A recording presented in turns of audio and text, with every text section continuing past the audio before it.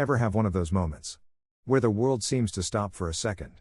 Where the hum of the refrigerator, the distant bark of a neighbor's dog, the very air in the room. It all just vanishes. And you're left with nothing but a feeling. A feeling that's been sitting in the pit of your stomach for so long you've forgotten it's even there. Maybe it's a grudge. A hurt. A betrayal so deep that it's become part of your shadow, following you from room to room, from year to year, from one version of yourself to the next. You think you're holding on to it for strength. You think it's a shield. You think you have to keep it closed because letting it go would mean you lost. But I'm here to tell you a story. A story that might just make you reconsider the weight you're carrying. A story about a man named Walter, and a lesson he learned in a way he never expected. A lesson for his son. Before I start, I need you to understand something. This isn't a story about a man who wanted to be a saint. It's not about forgiveness that comes easy or virtue that shines without a price. This is a story about the quiet war that can rage in a family. It's about the choices we make in the quiet moments, the ones that don't just echo in our lives, but in the lives of everyone we touch. It's about a man who, in the final act of his life, chose a different kind of justice. And how that choice rippled outwards, changing everything. So, settle in. Let the world outside fade away for a spell. We're going to talk about Walter. Walter was a man of habit. And not just the kind of habit that makes you buy the same brand of coffee for 30 years. I'm talking about the deep, soul-level habits that define a life. He was a grocer, you see. But he wasn't just a grocer. He was a builder. The kind of man who saw a dusty, forgotten corner of town and envisioned a place where families could come and buy fresh bread, crisp apples, and a cut of meat that could feed a crowd on a Sunday afternoon. He built his empire from nothing. One crate of oranges at a time. One handshake with a local farmer at a time. One weary, honest, hard-earned dollar at a time. He had a kind of old-world charm about him, Walter did. His hands were as calloused as the leather of his favorite armchair, but they were also as gentle as a spring rain when he was handling a ripe peach, making sure not to bruise it. He was a good man. The kind of good that isn't loud or flashy. It's the good that shows up. It's the good that provides. It's the good that stays quiet and just does the work. The work was his lifeblood. The stores were his children, in a way. He nurtured them. He worried about them. He celebrated their victories and mourned their small losses.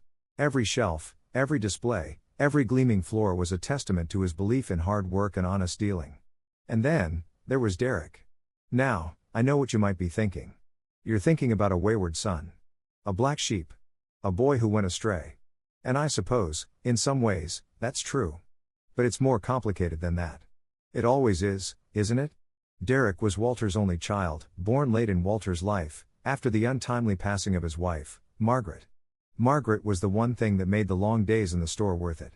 She was the light in the window, the smile that could take a pile of bills and make it seem like a minor inconvenience.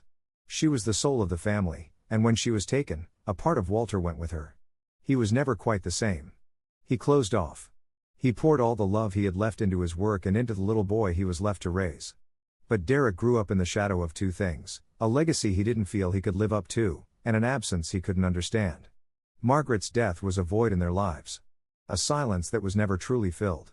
Walter, for all his goodness, was a man of few words. He showed his love through action.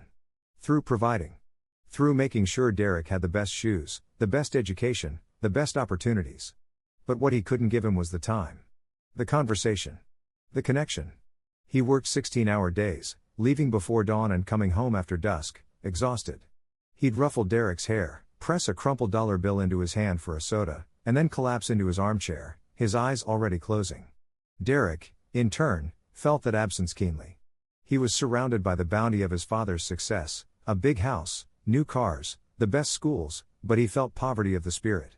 He saw the stores, the gleaming monuments to his father's hard work, and he felt a strange, growing resentment. He saw them not as a legacy, but as a rival. As the thing that had taken his father away. As the thing that had cheated him out of a childhood filled with ball games and fishing trips and bedtime stories. As he grew older, that resentment curdled. It became something darker. He felt entitled. He believed that because he had been deprived of his father's time, he was owed something else. He deserved the stores, he thought. Not because he had earned them, but because they were his by birthright. They were the compensation for a loveless childhood. They were the price Walter had to pay for being an absent father. This wasn't a quiet feeling. It was a simmering, constant drumbeat in the back of his mind. He saw his father's generosity to his employees, the way he'd give a struggling family a line of credit, the way he'd quietly pay for a college education for a kid who worked the registers, and Derek saw it as foolishness. He saw it as giving away what was rightfully his.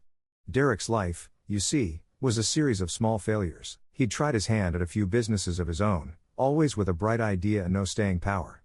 They'd fizzle out, and the blame was always on someone else. The economy. A bad partner. A stroke of bad luck. He never saw his own lack of follow-through, his own impatience, his own belief that the world owed him a living. And all the while, the stores just kept thriving. They were a constant, quiet reproach to his own accomplishments. A monument to a success he could not touch. Then came the day that broke the camel's back.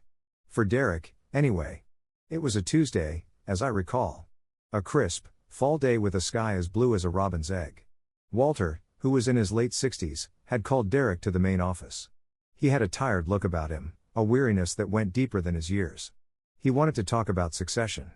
He'd been feeling his age, and he wanted to make sure that if something were to happen to him, Derek would be taken care of. But Walter, in his quiet, old-fashioned way, had a condition. He sat Derek down at the big oak desk, the one that had been in the family for 3 generations.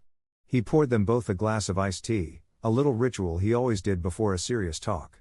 He looked at his son, and there was something in his eyes. A pleading, maybe. A hope. Son, he said, his voice a low rumble, I've been thinking. This business. It's a good one. But it's a lot of work. It takes a real hand to run it. It ain't just about the money. It's about the people. The suppliers. The families that count on us. You gotta love it, son. You gotta care. Derek nodded, his jaw tight. He knew what was coming. He'd heard variations of this speech his whole life. I'll be honest with you, Derek, Walter continued, leaning forward, his elbows on the desk, his eyes holding a surprising intensity. I'm worried about you. You got a fire in your belly, I know that. But you ain't got the staying power. You ain't got the patience. A business like this is like planting a tree. You can't just come in and shake it and expect the fruit to fall. You gotta water it. You gotta tend it. Derek's face flushed a deep, angry red. He didn't want to hear this. He didn't want to hear about patience. He'd been waiting his whole life. He was tired of waiting. He was tired of being treated like a boy when he was a man in his 40s. I want you to come work with me, Walter said, and his voice was firm now, an echo of the man who had built an empire. For real. Start at the bottom. Learn every aspect of this business. From the receiving dock to the accounting books. I want you to earn it, Derek. I want to look at you in a year and know you could run this place with your eyes closed. Then, when I'm gone, it'll be yours. And you will have earned it. It won't just be given to you. It'll be yours. Your legacy. Derek didn't hear the words I want you to earn it. All he heard was a rejection. A condescension. A final, definitive verdict that his father believed he wasn't good enough. That he was a failure. He just sat there, the iced tea glass sweating in his hand, and he felt something snap inside him. A thread that had been frayed for 30 years just gave way. It was a dark, bitter feeling, like gall. He didn't say much after that. He just stood up and left. And as he walked out, his heart was as hard as a stone. He wasn't going to wait a year. He wasn't going to prove himself. He was done. That was the moment the seed of his betrayal was sown. It festered there in the dark, in the recesses of his ego. He'd find a way. He'd take what was his. He was just going to have to be smarter than his old man. A few weeks later, a storm was predicted to blow through. A metaphorical storm, but a fierce one. Derek came to his father's house, a big, beautiful, but eerily quiet colonial on a tree-lined street, with a thick manila folder tucked under his arm. He had his most charming smile on, the one that used to get him out of trouble in school. He wore a tailored suit, the kind he used to try and impress business partners with. He was putting on a show. Pop, he said, his voice smooth as silk, I've been thinking a lot about what you said. And you're right. I haven't been responsible. I want to do better. I want to earn it. But to do that, we need to get our affairs in order. This is some of the business paperwork for the stores. I was just looking over the corporate structure, and there's some old partnership agreements and things that just need to be updated. Nothing complicated. We need to modernize things. Walter felt a flicker of hope, something he'd been missing for a long time. He saw his son, standing there in his suit, looking earnest and contrite. He saw a chance to finally bridge the gap. The old man's heart, despite everything, was still full of love for his boy. He wanted to believe. He needed to believe. He was growing older, and he was tired. The idea of handing over the reins to a son who finally understood was a balm to his weary soul. "Sure, son," Walter said, his voice a little thick with emotion. "Where do I sign?" Derek placed the folder on the coffee table in the den, the one with the lace doilies Margaret had crocheted. He opened it, his hand steady, his eyes burning with a quiet, feverish excitement. He pointed to a dotted line. "Just here, Pop. And here. And then here on the last page. It's just consolidating the holdings. Makes the tax stuff easier for the accountant." He didn't say what the papers really were. He didn't say that what Walter was signing wasn't an update, but a replacement. A document that stripped Walter of his ownership and made Derek the sole beneficiary of the entire estate. Every store, every account, the house itself. It was a forgery dressed in corporate jargon. It was theft by ink. Walter, who had always been a sharp man, a man who read every contract with a fine-tooth comb, was so desperate to believe in his son that he didn't even look. He just took the pen from Derek's hand, a pen from a set Derek had given him on his birthday, and signed his name with a flourish. It was a signature of trust. A signature of love. It was the signature of a man who was about to be betrayed. The next day, a young, bright-eyed accountant named Arthur, a man Walter had mentored and watched climb the corporate ladder, came to the house. He had been going over the store's financials and wanted to go over some projections with Walter for the upcoming year. They were sitting in Walter's study, the same one we saw at the start. The same room where the leather-bound book and the fountain pen rested on the desk. Arthur was shuffling through papers, his brow furrowed in a look of deep concentration, a look he always got when something wasn't adding up. The clock on the mantelpiece, an old grandfather clock that Walter had inherited from his own father, ticked away, marking the slow passage of time. "Mr. Walter," Arthur began, his voice hesitant, "I was going through the corporate registry this morning, and, well, I think there might be a mistake on the paperwork you filed last week. It's a major change.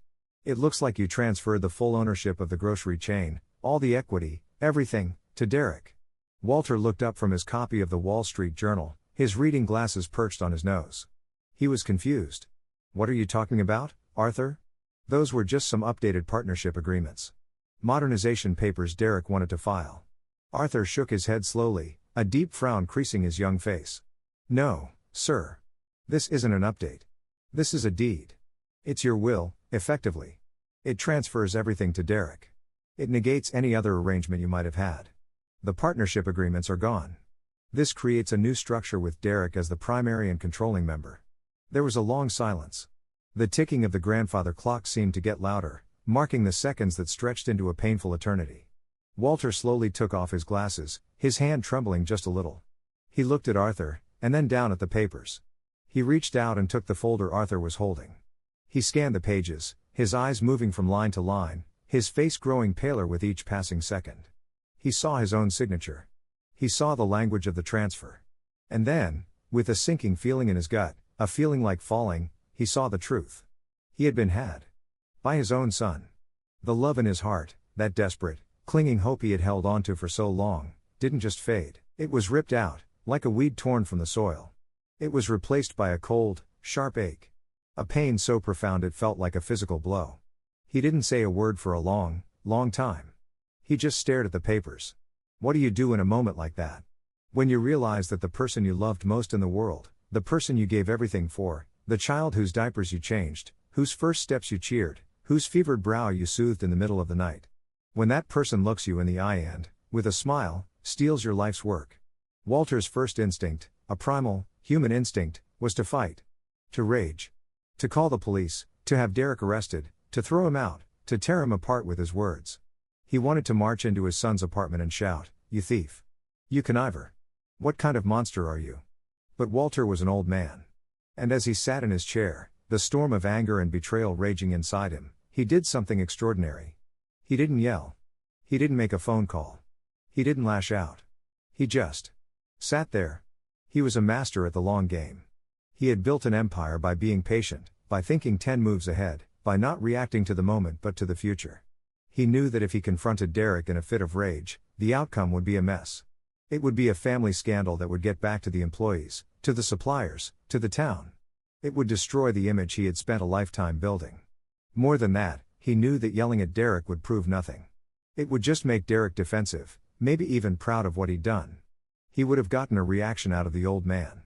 To Derek, that would be a victory. So Walter did nothing. He thanked Arthur, his voice a hollow echo of its usual warmth. He told him to leave the papers with him. He told him not to mention this to anyone. And when Arthur left, Walter was alone with his thoughts. The thoughts that were telling him his son was a monster. The thoughts that were telling him he had failed as a father. The thoughts that were burning with a cold fire of betrayal. He sat in that study for hours, the afternoon light fading into the dark of the evening. He didn't turn on a lamp. He just sat in the shadows, watching the grandfather clock. He thought about Margaret. He thought about her gentle smile, the way she would smooth his hair back when he was tired, the way she used to say, "Everything will be all right, Walter. You have a good heart." He thought about what she would think of Derek now. It was a thought that almost broke him. His heart was churning. One part of him, the part that was a father, still loved Derek. That part saw a lost, angry boy who just wanted his father's approval, and even though he had done a terrible thing, that part wanted to reach out and try to save him. But another part of him, the part that was the grocer, the businessman, the man who had built everything from nothing, that part was incensed. That part saw an enemy. That part saw a betrayal that could not be overlooked, a debt that had to be paid. That part wanted to hurt Derek, to make him feel the same pain that was now a permanent resident in his own chest. And the conflict between those two parts was a battle that raged inside him. A war for his very soul. He didn't get any sleep that night. He didn't eat. He just walked through his empty house, which suddenly seemed more empty than ever. He went into Derek's old room, the room that had been a shrine to his son. The trophies were still on the shelf, the posters of baseball players were yellowed on the walls, the bed was made with the same sheets he had put on it the day Derek left for college. He sat on the edge of the bed, his hand resting on the worn comforter, and he wept. He wept for the little boy he had loved, the little boy he had held in his arms in the hospital nursery. He wept for the man he had become. And the next day, something changed in Walter. The war inside him had a victor. It wasn't the part that wanted to fight, and it wasn't the part that wanted to forgive. It was a third part. A part that was quiet, calculating, and utterly resolved. It was a part that had learned a hard lesson about the nature of love and its limits. He had given Derek everything. His time, his energy, his money, his hope. He had poured his entire being into raising his son. And what had he gotten in return? A knife in the back. But he didn't have to fight. He didn't have to be a victim, and he didn't have to be a vengeful old man who stooped to his son's level. He could do something else. He could be creative. He could be just. The old man's mind, the mind that had outwitted competitors and weathered economic downturns, began to work. He wasn't going to scream. He wasn't going to make a scene. He was going to craft a lesson. A masterpiece of a lesson. First, he went to a lawyer. A different lawyer, not the one who had drafted the family documents. He went to a man named Mr. Carmichael, a sharp, silver-haired man who had a reputation for being unorthodox. He sat in Mr. Carmichael's office, the room smelling of old leather and legal books. He explained the situation in a calm, methodical way. He didn't speak with anger. He spoke with a kind of sorrowful clarity. Mr. Carmichael listened, his face impassive. When Walter finished, he leaned back in his chair and let out a low whistle. "Mr. Walter," he said, "I've been practicing law for 40 years. I thought I'd seen it all. But I must say, that's a new one. Your son has committed a fraud. We can have him arrested. We have the paper trail. Arthur could be a key witness. We can." Walter raised a hand, cutting him off. "No, Mr. Carmichael. No police. No public humiliation. That's not what I want." "What do you want, then?" Carmichael asked, genuinely puzzled. "I want to make him think he won," Walter said, a small, sad smile crossing his weathered face. "I want to let him believe his scheme worked. I want to give him what he wants. But I also want to leave a message. A message he won't be able to ignore." This was the plan. A plan that was both beautiful and agonizing. Walter realized that the paperwork Derek had forged was a new will. It was a fraudulent document. It held no real weight in the court of law, but it would hold weight in the court of public opinion. And more importantly, it would hold weight in Derek's mind. Derek thought he had won. So Walter was going to let him have the illusion of victory. He was going to say nothing, do nothing, to challenge the documents. He would let the world believe Derek was the sole inheritor. He would let Derek wait, with his greedy heart, for his father to die and for everything to be his. But as he sat in Carmichael's office, he knew that wasn't enough. He couldn't just die and let his son profit from his own treachery. That would be a triumph for evil, and it would do nothing to teach Derek the lesson he so desperately needed to learn. The lesson he had failed to learn as a child. Walter needed to do something else. Something he could control. He needed to make a different kind of will. A will that didn't just give things away, but that explained why. A will that was a testament to his life and a final, devastating rebuke to his son. So he contacted a video production company, a small, local outfit that did commercials and wedding videos. He told them he wanted to record a message. A final statement. They came to his home, setting up lights and a camera in his study, the very room where the betrayal had occurred. He had a cup of tea at his side, the one with the faded flower pattern Margaret had bought at a church fair decades ago. He put on his best suit, a navy blue one with a crisp white shirt and a silk tie Margaret had given him for their 25th anniversary. He sat in his favorite leather chair, the one his back had molded itself to over the years. He looked straight into the camera lens, and for a moment, his face was just an old man's face, tired and sad. He took a deep breath, and then he began to speak. "Derek," he said into the camera, his voice steady and calm, "if you're watching this, I'm gone. And I know what you did. I know about the papers you tricked me into signing. You tried to take what was not yours while I was still alive." He paused. He adjusted his tie. The camera captured the faint tremor in his hand. He didn't look angry. He looked disappointed. The disappointment was a million times worse than rage. "For a long time, I was angry," he continued. "I was angry at myself for being so blind. I was angry at you for being so cold. I thought about fighting. I thought about having you arrested. I thought about a lot of things. But I'm not a fighter, son. I never was. I'm a builder. And I realized, I had to build one more thing. I had to build a way for you to learn." He leaned forward slightly, his gaze intensifying. "You wanted my stores. You wanted my house. You wanted everything I had. But you were too impatient to wait, and you were too proud to earn them. You thought you could just take them. Well, I'm going to let you have them. You can have the stores, son. You can have the house. You can have everything." He let that sink in. The camera was unblinking. He let the silence stretch for a moment. "But," he said, and his voice dropped to a soft, intimate tone, "I'm giving them away first. I'm not giving them to you, Derek. Because you don't deserve them. I'm giving them to the Sunflower Children's Home. I'm giving them to the children who had nothing. The children who were abandoned, who were hungry, who had nobody to tuck them in at night. I'm giving them to the children who still have a chance. To the future. Not to the past, and not to a grown man who acted like a child." He reached down beside his chair and pulled up a small, white cardboard box. It was tied with a simple piece of twine. He placed it on his lap, caressing it gently, like a precious thing. "You get one box, Derek," he said, his voice trembling just a little bit. "You get this box. In it is your mother's wedding dress. The dress she wore when she walked down the aisle to marry me. The dress that represents real love. The kind of love I tried to show you. The kind of love you tried to steal from." He looked at the box, and his eyes glistened with unshed tears. He blinked them away, his jaw hardening. "I raised you, Derek," he said, and his voice was firm now, an echo of the boss. "I fed you. I clothed you. I put a roof over your head. I sent you to the best schools. I did everything I could to give you a chance. But I did not raise a thief. I didn't raise a man who would break his father's heart for a piece of paper and a pile of money."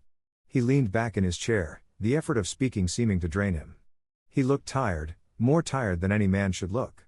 "I'm not saying this to punish you," he said, his voice softening again. "I'm saying this because I love you. Because I still love you. And because I want you to become the man I know you can be. I want you to see what you've done and realize that it's not too late to change. It's not too late to become something better. I want you to understand that true wealth isn't in a bank account. It's in the lives you touch. It's in the legacy you leave. You still have time, Derek. You still have time. Please, son. Change. While you still can." He looked away from the camera, out the window, at the old oak tree in the yard. It was a tree he had planted when Derek was born. It had grown strong and tall, just like he had hoped his son would. "I love you, Derek," he said, his voice a whisper.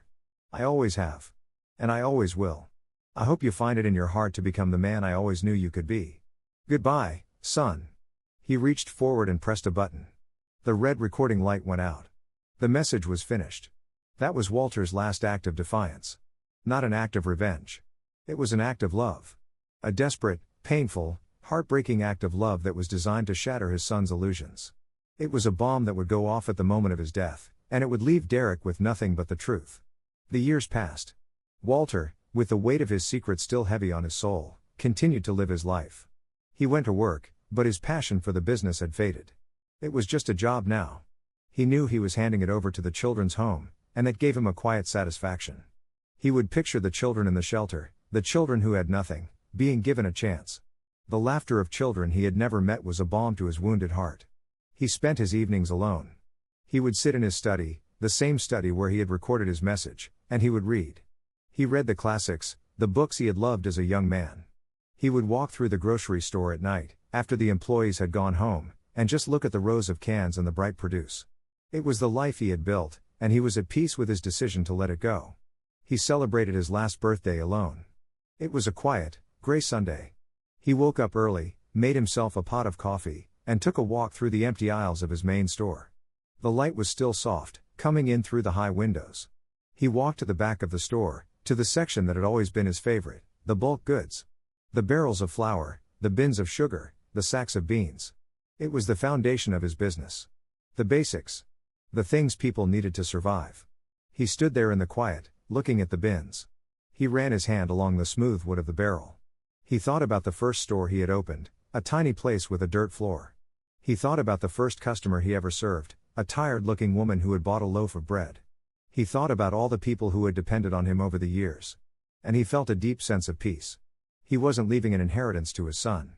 He was leaving a lesson. And he was leaving a hope for the children of the Sunflower House. He went home that afternoon, had a simple meal of soup and a sandwich, and watched a baseball game on the television. He didn't celebrate, he didn't have a party. He just sat and watched the game, the way he had always done. And when it was over, he went to bed. He felt a sense of contentment. He had done what he believed was right. A few weeks later, he passed away in his sleep. It was a peaceful death, just as he had always hoped. They found him in his bed, a faint smile on his face. He had finally gone home to Margaret. The house, the stores, the world he had built. It was all behind him. The funeral was a quiet affair.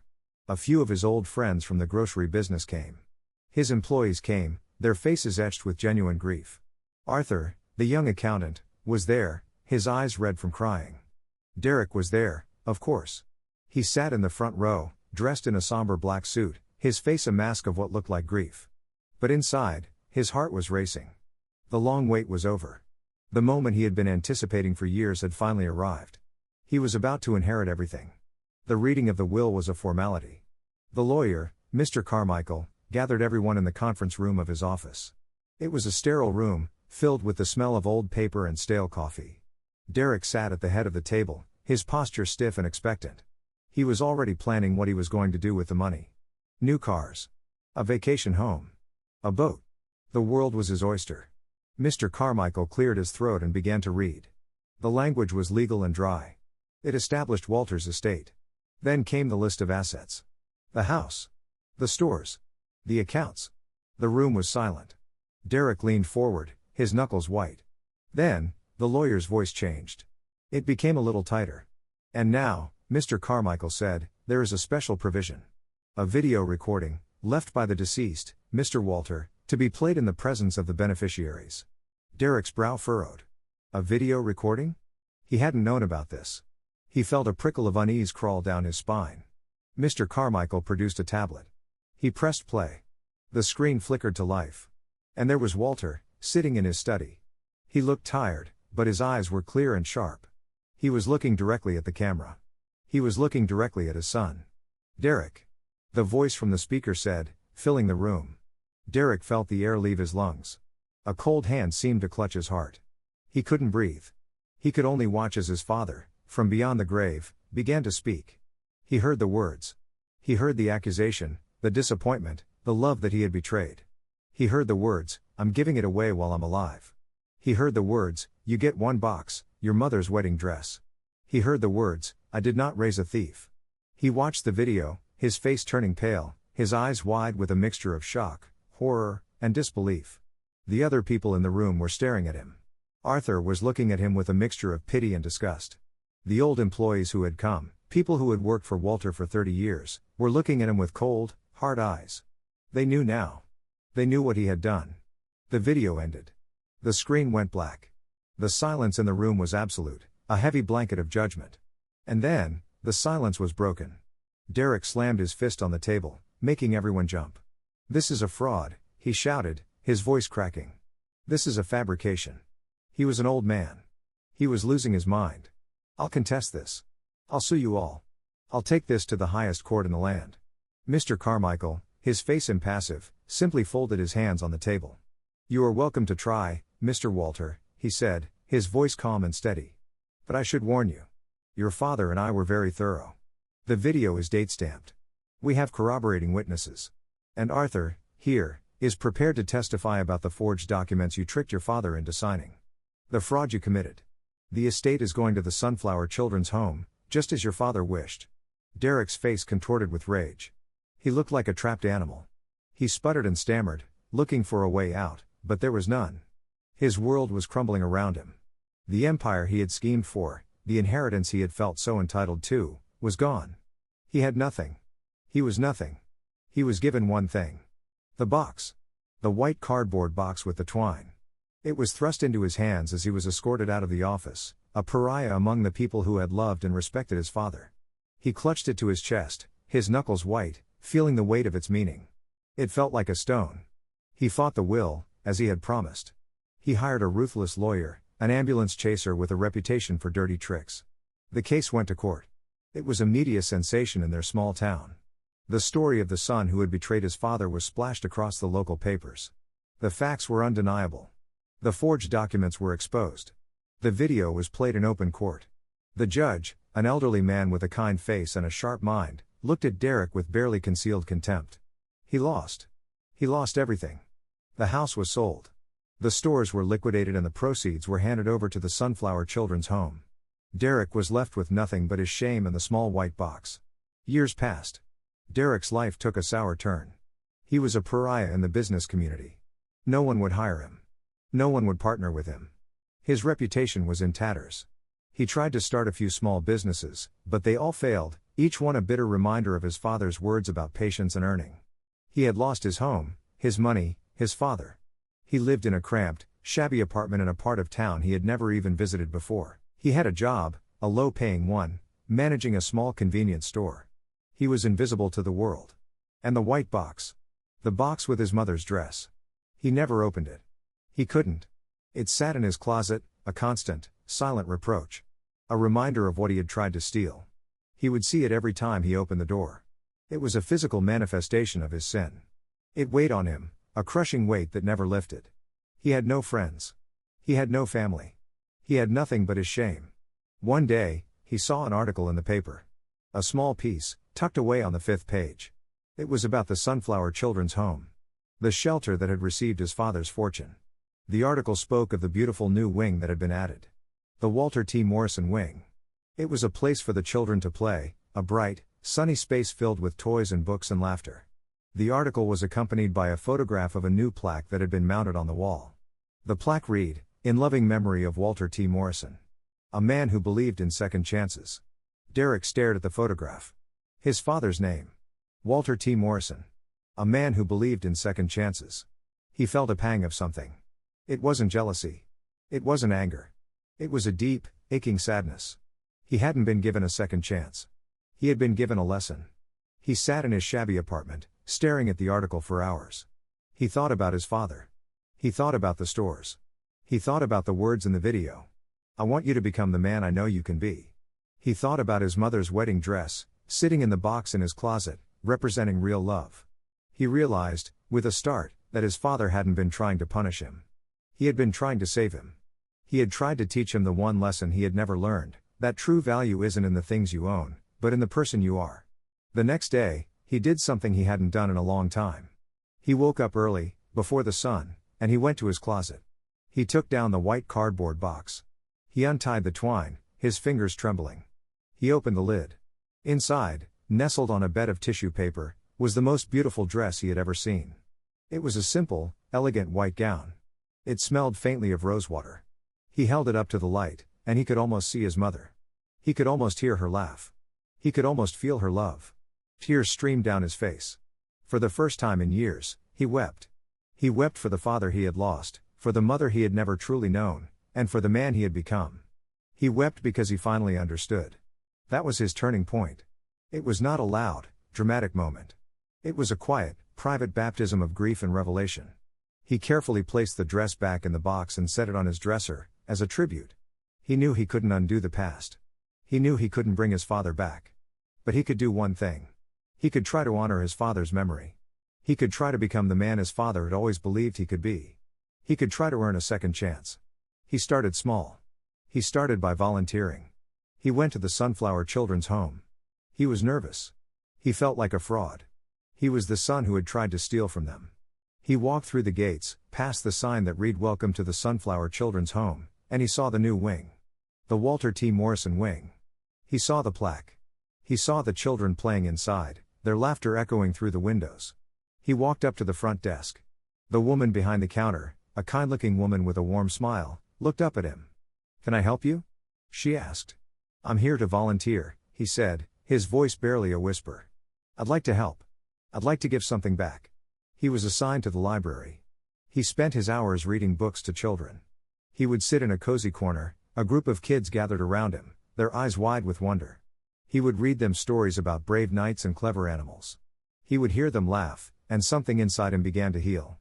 He would see the joy in their eyes, and he felt a sense of purpose he had never known. He never told anyone his real name. He just introduced himself as Dan. He didn't want to be the son of the man who had donated the wing. He wanted to be there for the children, not for his own pride. He did it for Walter. He did it for the man he had betrayed. One afternoon, a little girl named Lily came up to him. She was about 7, with bright eyes and a gap-toothed smile. She looked at him with an expression of pure, uncomplicated affection. She took his hand, her tiny fingers wrapping around his rough ones. "Mr. Dan," she said, her voice sweet as honey, "thank you for reading to us." He smiled at her, his heart feeling full for the first time in a decade. "You're welcome, Lily." She tugged on his hand.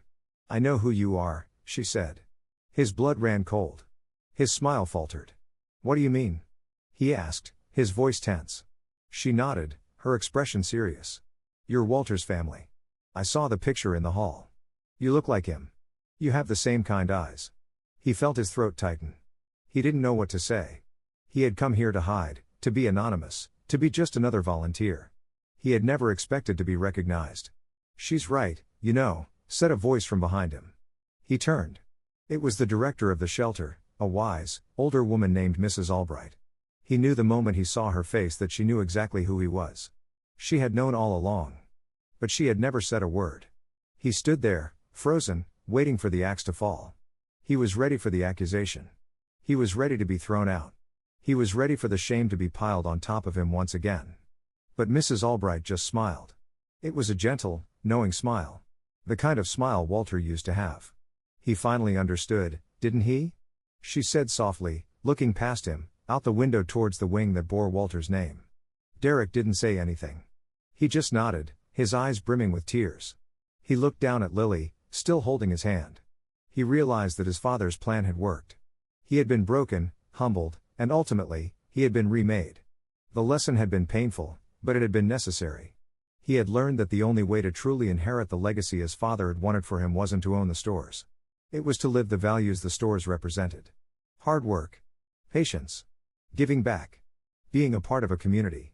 Love. He didn't just volunteer. He began to lead. He organized book drives for the shelter. He helped them with their finances, using the skills his father had tried to teach him.